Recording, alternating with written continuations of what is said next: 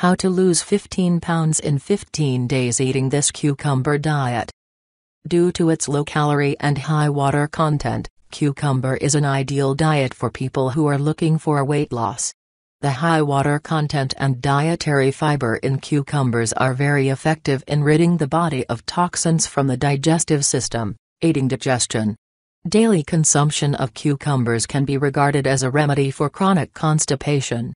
In this research paper alone, cucumbers are said to have the following benefits: potential antidiabetic, antioxidant activity, cleansing action of toxins and waste, soothing effect against skin irritation, and prevention of constipation.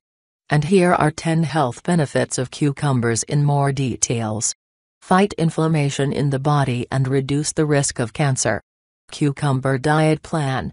Salad with cucumbers is the basis of this diet and you can consume it in unlimited amounts. Add as many veggies to the salad so that it's rich in nutrients. In addition to salad, each day eat 2 boiled eggs or 1 can of albacore tuna. The only liquids that are permitted are water, tea, and coffee. Absolutely no alcohol, sugar or sugar substitutes. Remember, to stay feeling full, you can eat cucumbers in unlimited amounts or drink a shake of cucumbers.